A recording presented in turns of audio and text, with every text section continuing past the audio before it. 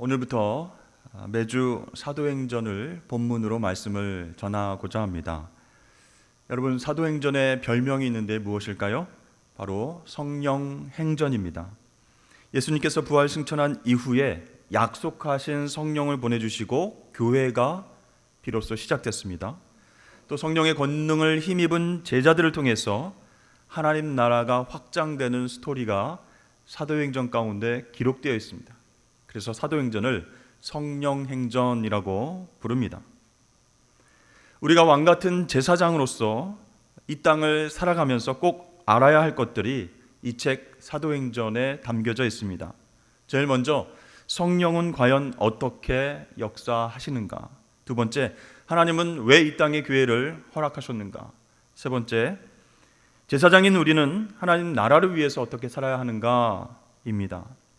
여러분, 이 사도행전 말씀을 통해서 교회와 우리들이 성령의 권능으로 회복되고 하나님 나라를 위한 증인과 제사장으로 살아가는 그런 꿈을 꾸게 되길 주의 이름으로 축복합니다. 사도행전의 첫 인사말을 통해서 우리가 알 수 있는 것은 이 사도행전이 누가복음과 상하권을 이루는 하나의 책이다라는 사실입니다. 먼저 쓴 글에는 이런 말이 나오는데 그것이 상권, 즉 누가복음을 뜻하는 것이죠. 자, 누가복음에는 어떤 내용이 기록되어져 있습니까? 예수님께서 행하시고 가르치시기 시작할 때부터 승천하신 날까지의 행적이 기록되었다라고 말합니다. 자, 이제 죽음에서 부활하신 예수님께서 이 땅에 40일 동안 머무시면서 제자들에게 무엇을 가르쳤다라고 말씀하고 있나요? 첫 번째로 예수님의 부활을 확실히 보여주시고 알려주셨습니다. 부활하신 주님께서 이틀, 3일, 일주일만 사람들에게 나타나셨다가 사라진 것이 아니라 40일 동안 이 땅에 머무시면서 당신 자신이 완벽하게 부활하셨음을 직접 증거하셨습니다. 여러분, 예수님께서 죽음에서 부활하셨다라고 하는 것은 무슨 뜻일까요? 그분이 하나님의 아들이시고 구주가 되신다라고 하는 확실한 증거입니다. 그렇습니다. 우리가 예수님의 제자가 되기 위해선 그분의 부활을 확실히 믿어야 합니다. 여기에서 제자란 예수님의 12제자만 가리키는 것이 아니라 예수님을 믿고 따르는 모든 사람을 가리킵니다. 저와 여러분들이 참 제자, 참 그리스도인이 되기 위해선 예수 부활에 대한 확신이 있어야 할 줄로 믿습니다. 그래서 예수님은 부활하신 직후에 40일 동안 당신의 모습을 드러내셨어요. 수많은 사람들에게 보여주심으로 인해서 확실한 부활의 증거를 가르쳐 주셨습니다. 자, 두 번째, 예수님은 제자들에게 하나님 나라의 일을 말씀하시고 가르쳐 주셨습니다. 하나님 나라는 사도행전에서 중요한 주제일 뿐만 아니라 우리 신앙생활에도 굉장히 중요합니다. 하나님 나라, 즉 하나님 나라의 다스리심과 구원, 그것이 누구를 통해서 왔습니까? 바로 예수님을 통해서 왔습니다. 그래서 예수 믿고 구원 얻는 것이 기쁜 소식인 것, 복음인 것을 보여주기 때문에 하나님 나라가 너무나 중요한 것이에요. 그런데 처음엔 제자들은요, 이 하나님 나라를 오해했습니다. 이스라엘이 정치적으로 독립하고 강대국이 되는 것이다, 이렇게 착각했어요. 그래서 예수님은 부활하신 이후에 제자들에게 하나님 나라에 대해서 자세히 가르쳐 주셨습니다. 즉 하나님 나라는 하나님의 통치, 하나님의 다스림이다 라고 말씀하셨어요. 따라서 현재 우리가 하나님 나라를 경험하고 있는 것은요, 이 땅에서 하나님의 통치를 인정하고 하나님께 예배하고 섬기는 것입니다. 누구나 예수님을 믿으면 즉시 하나님 나라에 들어갑니다. 계속해서 하나님 나라에 거하려면 어떻게 해야 될까요? 하나님 뜻, 하나님 말씀대로 순종하는 삶을 살아야 합니다. 이것이 우리가 경험할 수 있는 현재적 하나님 나라입니다. 그럼 미래적 하나님 나라도 있나요? 네, 있습니다. 그것은 예수님의 재림 때, 마지막 때를 의미하는 하나님 나라입니다. 근데 현재 우리가 경험할 수 있는 하나님 나라는 현재 이 땅 가운데서도 하나님의 다스리심을 경험하고 하나님 앞에 예배하고 증인된 삶을 사는 것이란 것이죠. 이것을 제자들에게 예수님께서 가르쳐 주셨습니다. 자, 세 번째, 예수님은요, 제자들에게 성령을 기다리라 이렇게 말씀하셨습니다. 자, 부활하신 예수님께서 하늘로 승천할 때가 가까워지자 제자들은 불안했습니다. 제자들은요, 예수님의 부활을 확신하게 되었고 하나님 나라에 대해서 배웠지만 예수님이 우리 곁을 떠나가시면 이제 우리는 어떻게 살아야 할까 걱정이 많이 되었습니다. 그래서 9절에서 11절까지 말씀을 보시면 제자들이 예수님이 승천하는 그 모습을 계속 바라보는 그런 말씀이 나오죠. 그를 가리어 보이지 않게 하더라. 올라가실 때 제자들이 자세히 하늘을 쳐다보고 있는데 흰옷 입은 두 사람이 그들 곁에 서서 이르되 갈릴리 사람들아 어찌하여 서서 하늘을 쳐다보느냐 너희 가운데서 하늘로 올려지시니 예수는 하늘로 가심을 본 그대로 오시리라 하였느니라. 그러니까 걱정되니까 불안하니까 계속 승천해서 올라가신 그 하늘을 제자들이 바라보고 있었다는 것이죠. 자, 이렇게 예수님이 승천하시기 직전에 40일 동안 예수님과 함께 있었던 제자들이 예수님께 이렇게 질문한 적이 있습니다. 주님, 주께서 이스라엘 나라를 회복하심이 이때입니까? 이렇게 질문했어요. 여러분, 부활하신 예수님께서 하나님 나라가 무엇인지에 대해서 가르쳐 주시지 않았습니까? 그렇다면 이 질문은 무슨 뜻일까요? 현재적 하나님 나라가 언제 임합니까? 그런 뜻이 아니라 미래적 하나님 나라, 예수님의 재림과 심판이 언제 옵니까? 이렇게 질문한 것이죠. 그때 예수님은 뭐라고 대답하셨냐면 때와 시기는 너희가 알 바 없다. 너희는 성령을 기다리고 성령 세례를 받아라. 이렇게 말씀하시고는 하늘로 승천하신 거예요. 제자들하고 이별하셨습니다. 그 순간 제자들은 너무나 황망하고 너무나 허전했습니다. 멍하니 하늘을 바라볼 수밖에 없었습니다. 아니 주님, 그렇게 부활하시고 그냥 하늘로 가버리시면 우리는 어떻게 합니까? 이제 이러한 생각이 들었겠죠. 여러분, 우리가 예수님을 처음 믿으면 이와 비슷한 경험을 하게 됩니다. 처음 예수 믿고 예수님을 구주로 받아들일 때 너무나 기쁘고 감격스럽습니다. 나 같은 죄인을 사랑하셔서 구원해 주신 그 은혜를 생각할 때마다 눈물이 나고 하나님 나라를 위해서, 교회를 위해서 무엇이든지 할 수 있을 것 같은 그런 자신감이 올라옵니다. 그런데요, 시간이 흘러서 얼마 지나지 않았어 이런 생각이 듭니다. 아니 주님, 도대체 나를 두고 어디를 가신 것입니까? 저에게 구원의 은혜와 기쁨을 주실 때는 언제고 왜 지금 저를 혼자 두시는 것입니까? 이렇게 걱정과 두려움이 생기게 되면 뭔가를 좀 열심히 해서 그 공허함을 메꿔야 되겠다라는 생각이 든다는 것이에요. 그러면 내가 더 열심히 봉사하고 더 열심히 섬기고 노력해서 하나님께 기쁨이 되면 구원의 은혜와 기쁨이 더 내 마음 가운데 오랫동안 머물지 않을까? 이런 생각을 하게 돼요. 또 하나님께 치성과 정성을 드리면 우리 가정 가운데 복받고 평안을 누리게 될 거야. 이런 생각을 하게 된다는 것이에요. 사도행전 1장에 등장하는 제자들이 바로 그러한 모습이었습니다. 예수님께서 부활 승천하셔서 우리 곁에 없으니까 우리가 가만히 여기 있을 것이 아니고 나가서 하나님 나라를 위해서, 복음을 위해서 한번 열심히 일해보자, 이런 생각들이 있었던 것이에요. 이미 그것을 아시고 예수님께서는 제자들에게 무엇을 명령하셨습니까? 너희에게 성령을 보내줄 터이니 여기서 기다리라 라고 말씀하셨어요. 그러니까 제자들은요, 성령을 받기 전에 예루살렘을 떠나면 안 됩니다.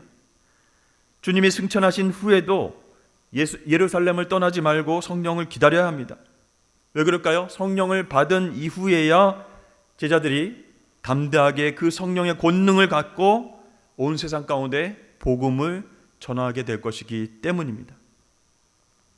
그렇습니다, 여러분.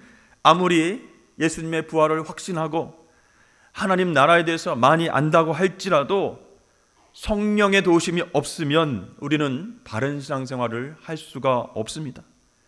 또한 올바른 제자의 사명을 감당할 수 없다는 것이에요. 그래서 예수님은요, 제자들에게 약속한 성령을 기다리라 라고 말씀하셨어요. 이 말씀은요, 성령보다 기도보다 앞서지 말라는 것이요, 내가 눈에 보이지 않는다고 불안하고 걱정되어서 뭔가 열심히 노력을 해가지고 그 공허감을, 그 빈 공간을 채우려고 하지 말아라, 이런 뜻입니다. 자, 이제 제자들은요, 예루살렘을 떠나지 않고 무엇을 하고 있습니까? 기도하면서 성령을 기다리게 되었습니다. 여러분, 이 장면에서 기도란 무엇일까 생각할 수 있습니다. 떠나가신 주님, 약속과 하나님 뜻만 우리에게 허락하신 주님, 모든 권세를 가지신 주님은 눈에 보이지 않는 이 현실 속에서 우리에게 남겨진 것이 바로 기도다라는 것이에요. 그렇다면 여러분, 이 기도는요, 무엇을 하나님 앞에서 받아내기 위한 응답용이 아니다라는 사실입니다.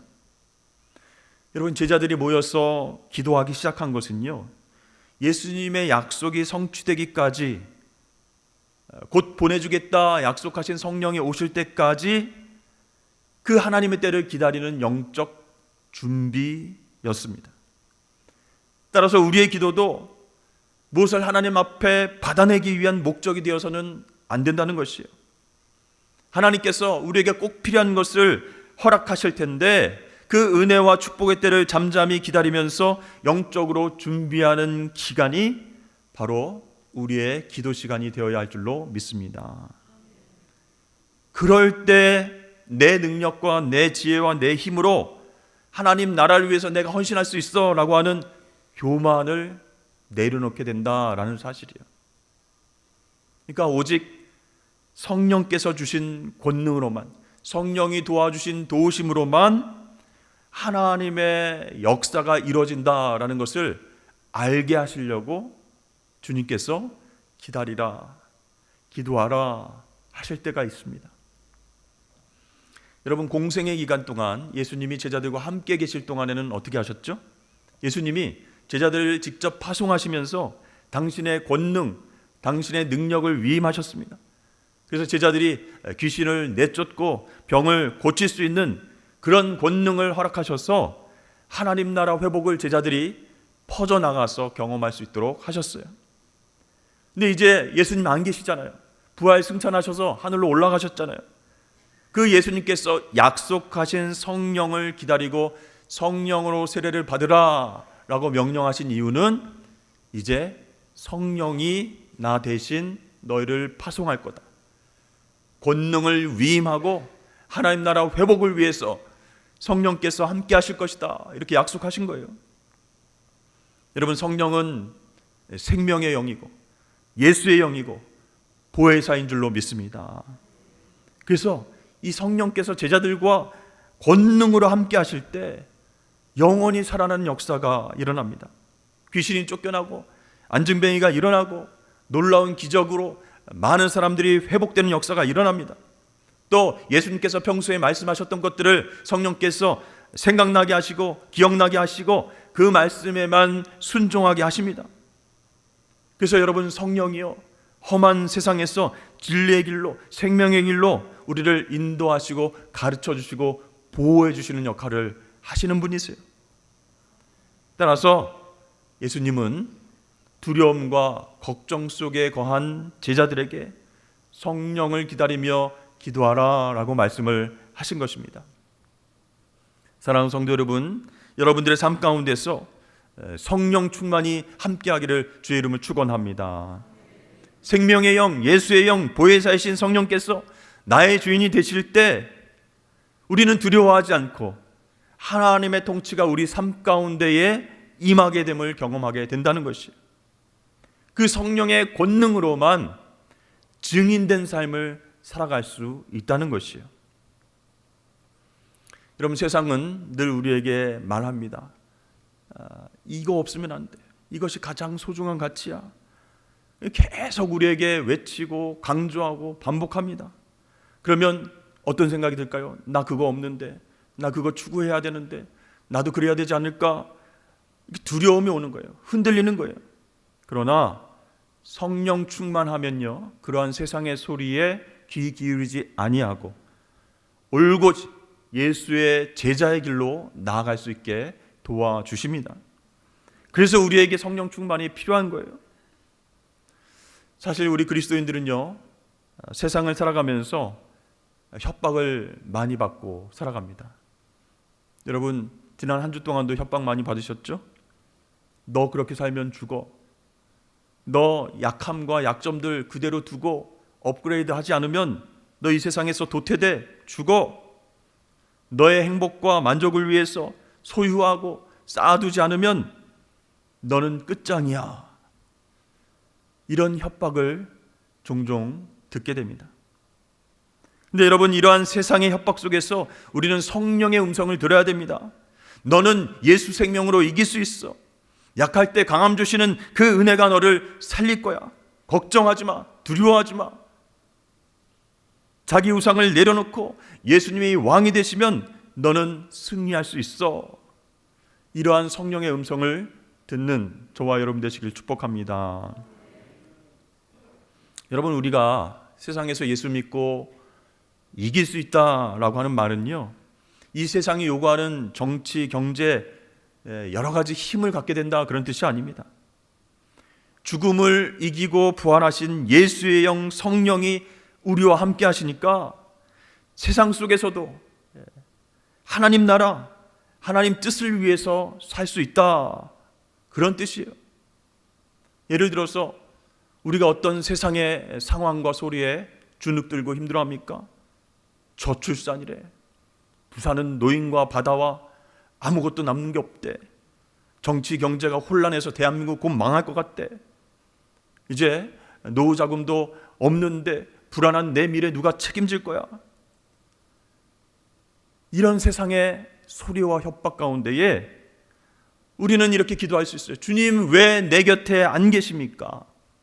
왜 나를 혼자 두고 떠나셨습니까? 우리 교회의 미래는요, 우리 가정과 자녀들은 앞으로 어떻게 삽니까? 누가 책임져 줍니까? 그렇게 열심히 하나님 앞에 예배하고 봉사했는데 나의 노후와 미래는 주님 직접 책임져 주십니까? 이런 기도가 저절로 나오면서 불안해질 수 있다는 거예요.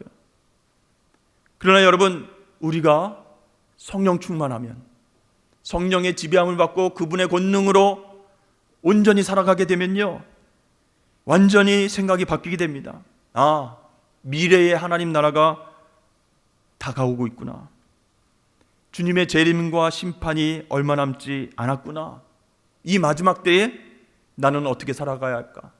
진짜 하나님 앞에 참된 예배자로 살아야겠다.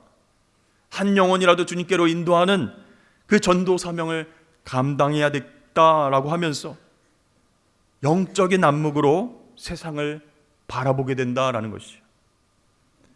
여러분, 이것이 능력의 삶입니다. 그렇다면 여러분, 우리가 성령의 권능으로, 성령의 능력으로 사는 것이 과연 무슨 의미가 있을까요?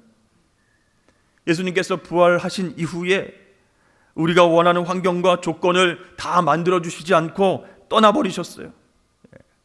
하늘로 올라가셨어요. 그런데 약속하신 성령을 보내주셔서 우리에게 이 땅에서 계속 성령과 더불어 살아가라 라고 명령하셨습니다. 그래서 에베소서 2장 20절에서 22절까지 말씀을 보면, 너희는 사도들과 선지자들의 터 위에 세우심을 입은 자라. 그리스도 예수께서 친히 모퉁이 돌이 되셨느니라. 그의 안에서 건물마다 서로 연결하여 주 안에서 성전이 되어가고 너희도 성령 안에서 하나님이 거하실 처소가 되기 위하여 그리스도 예수 안에서 함께 지어져 가느니라. 아멘.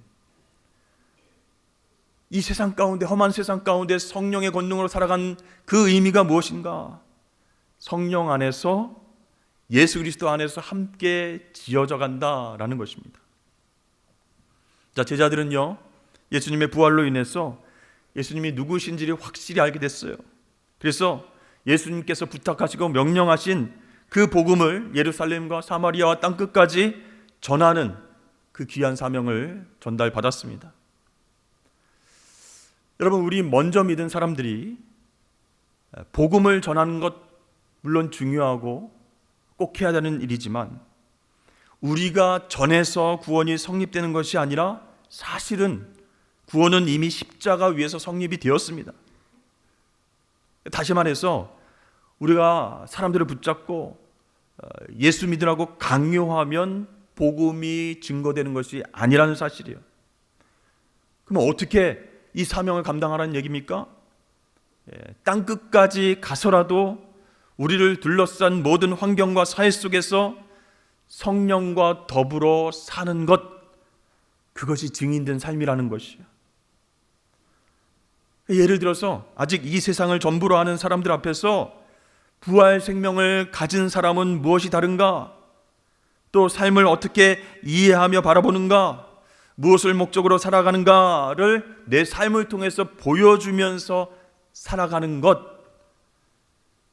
그것이 중요하다라는 것이죠. 그것이 먼저 믿은 자의 사명입니다. 그래서 우리가 세상으로부터 협박을 받았으니까 우리도 복음 전할 때도 협박 좀 하자. 너 예수 믿어 안 믿어? 응? 안 믿어? 아직까지 안 믿어? 너 안 믿으면 지옥 가는 거야. 끝장나는 거야. 내 말 듣고 지금 내 기도 따라해. 기도해.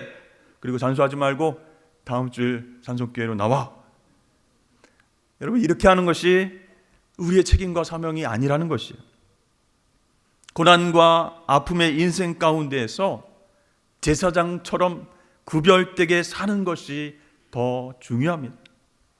예수님의 부활 생명을 가진 그런 사람답게 고난과 위기와 유혹과 시험과 억울함을 예수님처럼 인내하고 극복하고 승리하면서 살아내는 것입니다. 그래서 사람들이 저 사람은 정말 다르다. 저 사람은 도대체 왜 이 부분에서 양보를 하는 것이지? 뭐가 다른 것이 있나? 저 사람은 왜 다 내려놓을 수가 있는 것이지? 세상 부와 명예에 미련이 거의 없는 사람인가?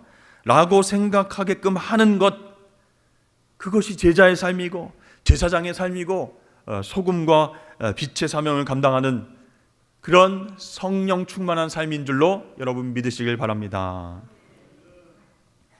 우리는 예수님을 믿습니다. 그러나 세상의 것으로 보상받기 위해서 예수 믿는 것이 아니라는 거예요. 그 너머에 복이 있어요. 여러분, 이것이 사도행전의 시작입니다. 너희는 성령과 함께 새 시대를 살아가야 한다라고 하는 그런 이야기입니다. 그래서 제자들은요, 약속하신 성령을 기도하면서 기다리고 있습니다.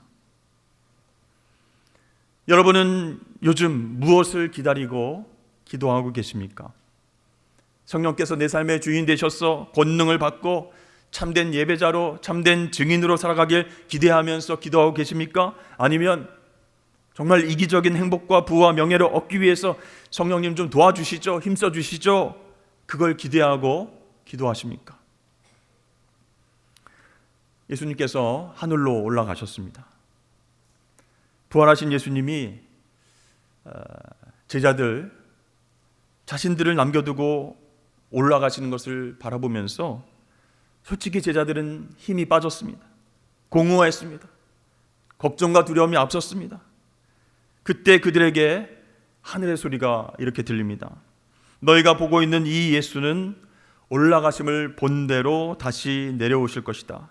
그러니 주어진 삶 속에서 성령의 도우심으로, 성령의 권능으로 참된 증인으로 살아라, 참된 예배자로 살아라, 이런 하늘의 음성을 듣게 되었습니다. 사랑하는 성도 여러분, 오늘 말씀을 기억하시면서 성령보다 기도보다 앞서지 말고 하나님의 때를 기다리시기를 축복합니다. 성령께서 내 삶의 주인 되심을 사모하십시오. 그 권능으로 하나님의 일들을 감당하도록 노력하십시오. 그렇게 성령님의 도우심으로 하나님 나라를 날마다 경험하는 저와 여러분 되시길 주의 이름을 축복합니다.